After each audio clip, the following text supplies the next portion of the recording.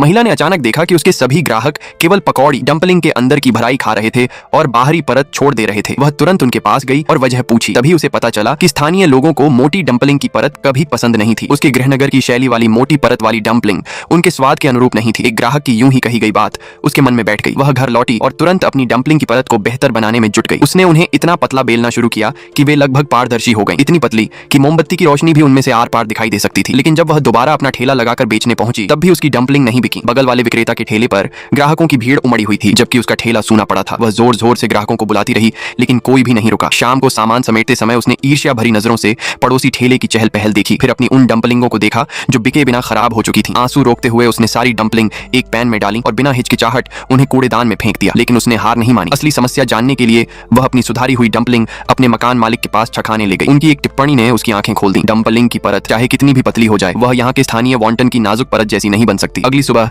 वह अपनी डंपलिंग लेकर वॉन्टन की दुकान के मालिक से सलाह लेने पहुंची। स्वाद चखने के बाद मालिक ने कहा, स्वाद तो बहुत बढ़िया है, लेकिन वॉन्टन जैसी पतली परत बनाने के लिए तुम्हें आटे में क्षारीय पानी अल्कलाइन वाटर मिलाना होगा। वह घर गई और ऐसा करके देखा, लेकिन उसे पता चला कि अल्कलाइन पानी मिलाने से डंपलिंग की मूल सुगंध खत्म हो रही थी। जब वह इसी उलझन में फंसी हुई थी तभी उसकी नजर पास रखे नमक पर पड़ी और उसके मन में एक शानदार विचार आया। अगर वह आटे में नमक मिला दे तो अल्कलाइन पानी अच्छी तरह घुल मिल जाएगा। घंटों की मेहनत और सावधानी पूर्वक प्रयोगों के बाद वह आखिरकार सफल हो गई। उसकी नई डंपलिंग ने तुरंत ग्राहकों की भीड़ आकर्षित कर ली। कुछ ही देर में उसका ठेला भूखे ग्राहकों से घिर गया और डंपलिंग तेजी से बिकने लगी। हर कोई उनके स्वाद की तारीफ कर रहा था। महिला के चेहरे पर आखिरकार वह मुस्कान लौट आई जो बहुत समय से गायब थी। धीरे धीरे उसकी प्रसिद्धि दूर दूर तक फैल गई। व्यापार इतना बढ़ा कि उसकी बेटियां भी मदद करने आने लगी। लेकिन इसी सफलता ने स्थानीय गैंग बॉस का ध्यान आकर्षित कर लिया। उसने न केवल रंगदारी मांगी बल्कि उसकी बेटियों को जबरदस्ती अपने साथ ले जाने की भी कोशिश की। यह देखकर आमतौर पर शांत रहने वाली मां का धैर्य टूट गया। उसने रसोई का एक बड़ा चाकू उठा लिया, अपनी बेटियों को पीछे कर लिया और जरूरत पड़ने पर जान की बाजी लगाने के लिए तैयार हो गई। ये दृश्य देखकर गैंग बॉस भी स्तब्ध रह गया। अपनी बेटियों की रक्षा के लिए डटी उस मां को देखकर उसे अपनी मां की याद आ गई, जिसने कभी उसकी रक्षा करते हुए अपनी जान गंवा दी थी। उसकी बहादुरी से वह गहराई से प्रभावित हुआ। उसका आक्रामक रवैया नरम पड़ गया और उसने एक कटोरा डंपलिंग मंगवाया। डर और संदेह के बावजूद महिला ने पूरी शांति से उसे डंपलिंग परोसी। खाने के बाद गैंग बॉस पूरी तरह संतुष्ट हो गया। उसने अपने सभी आदमियों के लिए भी डंपलिंग मंगवाई, महिला को परेशान करना बंद कर दिया, पूरा भुगतान किया और यहाँ तक कि सुरक्षा शुल्क भी स्वेच्छा से कम कर दिया। उसने एक साथ 500 डंपलिंग का अग्रिम ऑर्डर भी दे दिया। एक भाप छोड़ते डंपलिंग के कटोरे ने एक भयानक संकट को टाल दिया था। उसी शाम डंपलिंग खाने के बाद एक ग्राहक ने पूछा कि क्या वह कुछ कच्ची डंपलिंग घर ले जा सकता है। महिला हैरान हुई और पूछा, उन्हें घर पर कैसे सुरक्षित रखोगे? उसके जवाब ने उसकी सोच बदल दी। मेरे घर में फ्रीजर है, कम तापमान पर इन्हें लंबे समय तक सुरक्षित रखा जा सकता है, जब चाहूं तब पका सकता हूं। इस एक वाक्य ने उसके व्यवसाय के लिए एक बिल्कुल नई दिशा खोल दी। उस दिन के बाद उसने केवल ताजा बनी डंपलिंग बेचनी बंद कर दी। उसने वैक्यूम सील्ड फ्रोजन डंपलिंग भी बेचना शुरू कर दिया। उसका कारोबार तेजी से बढ़ने लगा। हर दिन उसके ठेले के सामने ग्राहकों की लंबी कतारें लगने लगी। ऑर्डर इतने बढ़ गए